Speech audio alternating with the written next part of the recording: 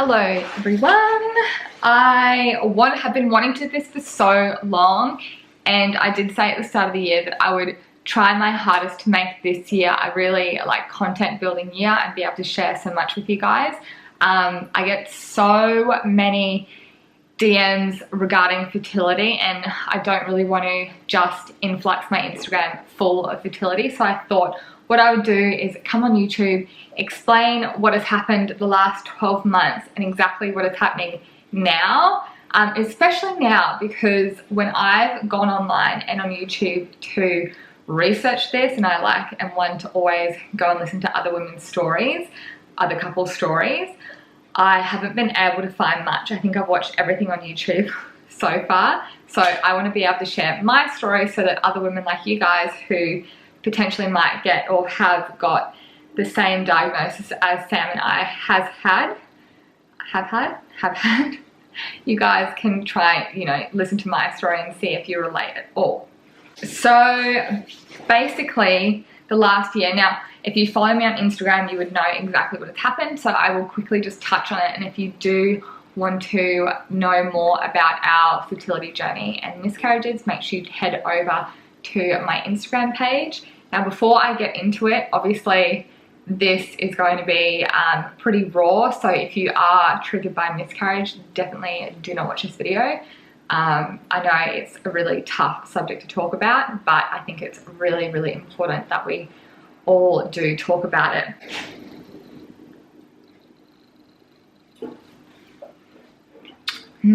Okay, where to start? So this time last year, so it's February? Yeah, Feb. So Feb last year, my husband and I, Sam, decided that we were going to start trying for a baby. Now, it only took us February, March, April, 2 months, 2 cycles to fall pregnant, which is crazy because I'm pretty sure the stats of falling pregnant are like 20 to 30% each month. So it is a very it's hard to get pregnant. I feel like when we're younger, we always get drilled into not getting pregnant. And then when you're older, it's actually not as easy as, boom, you're pregnant. So I'll just go sit on a toilet seat and get fucking pregnant. But yeah, so we fell pregnant in April, and it was crazy. We didn't think that it would happen that fast, but I was obviously stoked that it had happened. Around that time as well, one of my best friends was going through some really tough miscarriages, and just seeing the pain and everything that she was going through was just awful. There was obviously as well in my life a lot happening behind the scenes with my old business, and a lot of stresses as well. So there was a whole lot going on, but we were so happy to be pregnant. Now I had a scan. Oh, did I get bloods? No, I went to my GP with Sam, and it wasn't my GP, it was Sam's GP, and he loves him.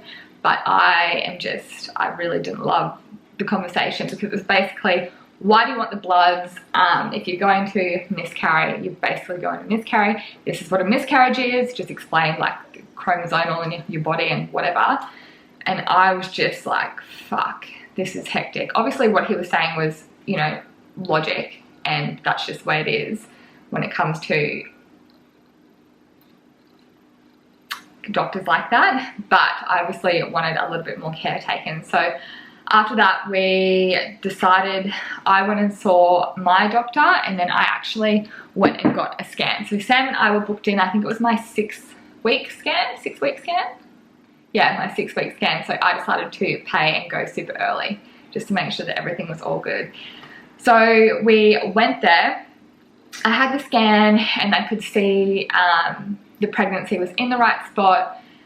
It was just measuring a little bit early. So that was fine.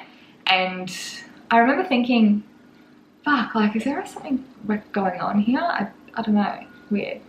Anyway, I shrugged it off. We shrugged it off because we were obviously so happy. And I went up to the reception desk, and she was like, okay, we'll book you in for another 2 weeks. And when you come back, we'll be able to hopefully see more and blah, blah, blah. So I was like, yeah, sweet. So that was all good. Came back home, and over those next couple of weeks, I had these pains in my uterus, I guess. And from what I'd spoken to my doctor about, she was like, oh, it could just be growing pains. I wouldn't really worry too much about it. at all. Now, honestly, when I remember back, it's all such a blur because it was such an intense time. But it got to the 2-week mark, and I remember I went to the doctors and I was like, there's this pain, it's just like hectic. And she was like, go in, like we'll get you in for a scan a little bit before the 2 weeks. So I went in for that scan. Now, this is honestly, from everything that has happened since then, this is the one thing that has really, like, the memory is just, it was just horrible. And like thinking about it makes me want to cry. And I haven't actually thought about it in a really long time until now. But we went in and she tried to do the ultrasound on my stomach, because by that point we should have seen, like it should have been easy to find a heartbeat. And she put it over my stomach, couldn't see anything. So she was like, can I do a transvaginal scan? I was like, yeah, sweet, whatever, like no worries. I remember looking at Sam going like, what the fuck is going on? And then she was doing the scan internally, and she was like, okay. And on the big TV screen, all you could see was like 2 gestational sacs and what had looked like white specks throughout it. And I remember looking at it going, what's the second sac? She was like, oh, I don't know, like I'm not really sure I'm not sure, and like couldn't really say anything. And I remember just looking to Sam and I just burst into tears, and I was just laying there going, what the fuck is going on? And she couldn't tell me anything. Being a sonographer, they can't really like give you any medical advice at all. And she was like, just hang on a minute, like I just need to go outside and speak to her manager or clinic manager or whatever. So she went out there and spoke to this lady, and she came back in and she was like, look, it might still be a bit early. And in my head, I'm like, it's fucking not early. Like I'm someone that researches a lot. I'm like, by now you should be able to see a fucking heartbeat, a yolk, like shit should be happening. And especially because there was 2 sacs, I was like, fuck me, we're having twins. You know, there was so much going on. Anyway, so she was like, we'll send this report back to your doctor and book him to see your doctor in the morning. And I was like, oh, that's so weird. And then when I went out to the reception, obviously you still have hope. So when I went back out to the reception desk, she said, what'd she say? She was like, okay, so still a little bit early. And in my head, I'm like, yeah, bitch, like book me in for 2 weeks. And she's like, so we'll urgently send that report back to your doctor. And my heart just broke. I was like, this is fucked. Like, there's obviously something wrong. And I got in the car and I was just fucking sobbing. It was just awful. It was a really horrible thing. So we came home and I called the doctor straight away and got in the following morning. So, oh God, the following morning we went to the doctor. I went to the doctor? No, Sam was definitely there. Yeah, we went to the doctor the next morning and she was like, I haven't got the report back from the sonographer. And I'm like, fuck me. And she had to call them and get a over the phone report. And like, I just knew she was like, oh, okay, like, on the phone. And then she put the phone down and she said, yeah, look, I'm really sorry. They couldn't find a heartbeat. This is obviously, you guys have had like a miscarriage of bladder ovum because of twins. There was 2 pregnancies there and whatever's happened inside of there. But she just said, I'll send you to the obstetrician that you want to go to anyway. And then he can, like, you know, help you from there and really like give you a proper scan and whatever. So then the next day, or the day after, it was just a horrible time being told that, but then you still always hold on to that hope until someone's like, yep, 100%, like you are going to have a miscarriage. There's still, or like actually having a miscarriage, there is still always that like a little bit of hope. So we booked in to see my obstetrician and we went there and he scanned me. He was like, I'm really sorry. Yeah, there's nothing here. So obviously being, I think this is around the 7 or 8 week mark, because I was ready to get booked in for my what's the test, the nip test, a week and a half after. So he was like, yeah, look, I'm really sorry. Your options are to either wait this out, and it could take, you know, however many weeks, because at that point my my placenta and everything, that was all still growing. And until your body realizes that there's no pregnancy there, that's when a miscarriage happens. So I opted to go and have a D&C. And the D&C was booked maybe 5 days later. And honestly, those 5 days, it was just awful. It was horrible. It was just, I do not wish this on anybody. And if you have experienced it, I'm so sorry, because it's just, yeah, it's awful. So we'd booked into the D&C. I had the D&C, and we came home, and Sam and I were just, it was so sad. It was really, really sad. And obviously so hard for Sam, because he has to see me, like, number one, go into hospital, have surgery, go to all these appointments, like physically everything's happening to me and I'm in so much pain, and then him having to watch that and deal with his emotions and like his sadness around it is pretty hard. Yeah, pretty hard. So then after that, I think it took about 6 weeks to fully recover and get my period back and whatever. So we were like, yep, sweet, like, let's keep trying. So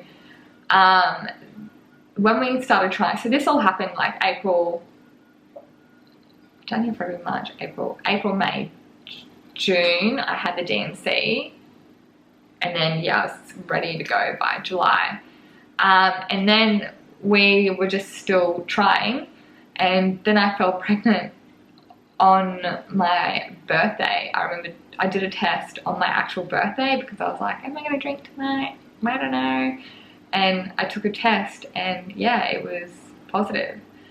But then I got my period, I think maybe 2 weeks after that. So unfortunately, that obviously ended in a miscarriage as well. I did get blood straight away, and my obstetrician was seeing my HCG declining. So he called me and told me, your HCG is declined to I think 9 or 11. I think it was 9. So you should get your period in the next day or so when you're at baseline. And I was like, fucking great. I was sitting on the couch here, and I just bawled my eyes out again. It was just, that was just another blow, you know? And then after that, what happened after that? So that was September. Yes, so after that, we continued to try naturally to fall pregnant, and then that brought us to November, and that was a chemical pregnancy. So I had done a test just before my period was due, and it was positive, and then I got my period within like the next day or so. So yeah, that was a chemical pregnancy. So that was another one. So there's been 3. Sorry, that's really loud. 3 all up. So I remember we went and saw my obstetrician. I asked, like, we went and got all our bloods done, our karyotyping, blah, blah, blah, just like the basics of like fertility and pregnancy with each other.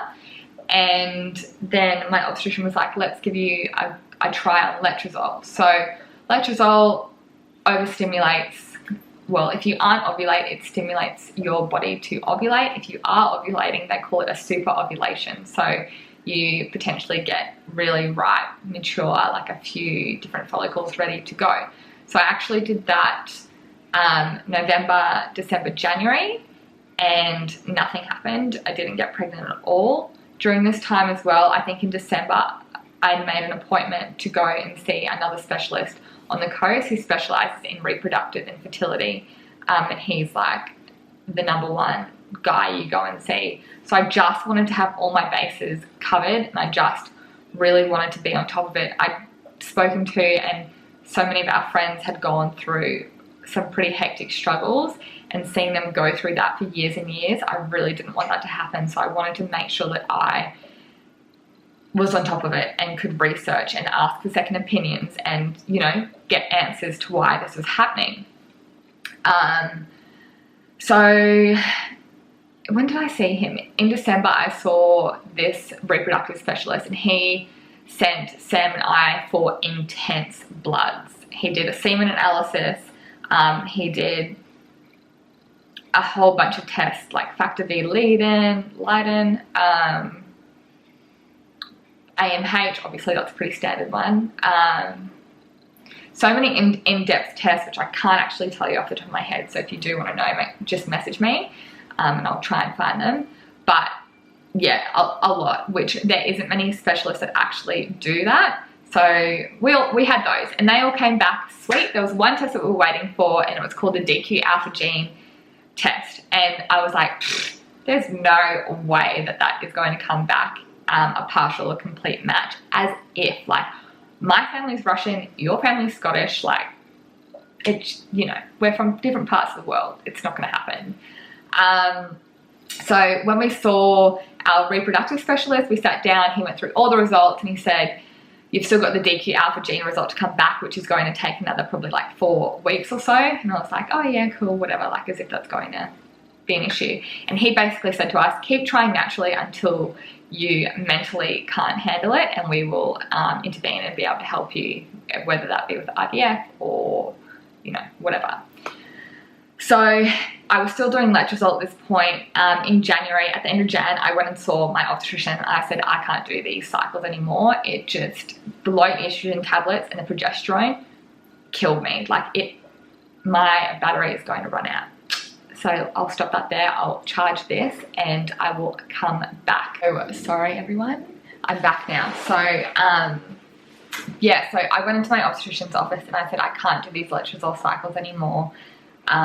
It's been 3 months. Like, I can't keep doing this to myself with the same result, especially when the year before I was falling pregnant so easily. So he actually said, all right, so IVF is going to be your next option. He did some more bloods for Sam and I. He tested my AMH again, which was 44, so had a decent amount of follicles. Sam's sperm's obviously a super sperm. And yeah, so it took a couple of weeks for him to get through the IVF treatment plan. And during this time, I was just gearing up for that, for us to start IVF with my obstetrician. And the day that we got our treatment plan through was the day that I got a phone call from our reproductive specialist who did the DQ alpha gene test, and they had called and just said, look, you and Sam have a partial match. And I honestly, I was shocked. I honestly did not even think that was even going to be an option. Or I knew a couple of people that had a complete and a partial match, but I was like, as if that's going to happen to us, you know, we all always say that. So basically the DQ alpha gene. So we are a partial match. So in layman's terms, basically half of my eggs will have that DQ alpha gene and the other half won't. Basically each time that I'm falling pregnant, my body is learning more and more using my natural killer cells to attack a pregnancy. So this obviously explains our miscarriages and now not falling pregnant. And you can kind of see, like, it makes sense, you know. I'd made it to, you know, 7 weeks and then the pregnancy has got lower and lower. So I'm going to read a little snippet out of here so that you guys understand what a partial match is and the DQ alpha gene, so that you fully understand it, because I know I'm not the best at explaining it. But I'll just do the partial match. So basically, the DQ alpha gene sits on chromosome 6, part of our immune system. One of its key roles is helping the body identify and prevent foreign antigens from attacking and making us sick. So all of the DQ alpha genes are like 1.102, 1.103, and so on and so on. So it's all made of all different numbers. So normally something in the sperm's DNA sends a signal to the uterus that it's a foreign body embryo and that it's okay to implant. However, in the case of the male DNA contribution of the embryo shares the same DQA gene as the mother, this message is thwarted. The uterus then fails to recognize the embryo as a separate body, instead seeing it as its own self. The immune system kicks in with natural killer cells to eliminate the embryo as it views it as a risk. So that's obviously what has been happening the last year for us. And it is a very controversial test, and it's a very controversial thing. There's not many, like I said before, there's not many specialists that really test it, and there's not huge evidence behind it. But in my head, Sam's our specialist, like it makes sense. So we are a partial match. You can be a partial match or a complete match or a no match, which is obviously what you want, you know. But partial match. In this combination, one of the female and one of the male partners' DQA numbers match. It does not matter what the numbers are, only, like I said before, 1.101, so on and so on. In this scenario, 50% of your embryos will carry the matching DQA gene. So basically, if that first pregnancy back in April, when we fell pregnant, if we were a match, my body was trying to get rid of that pregnancy.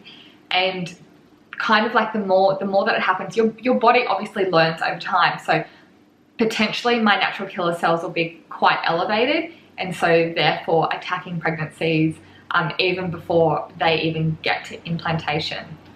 So that was just a whole other thing, and I was pretty shocked by it. I was also really upset. But then once I'd processed it all, I think it took me about 24 hours to really sit down and process it, I had an answer. So we had an answer, and we knew that there were things that we could do about it.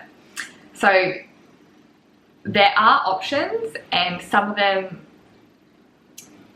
well, I mean, when I got those results, they're all done by an immunologist down in Melbourne, and there is something called the LIT treatment, LMIT, limit treatment. LIT? I'm not sure. But what they do is they take Sam's, basically his white blood cells, insert it into my body, and it kind of like teaches my body not to reject him.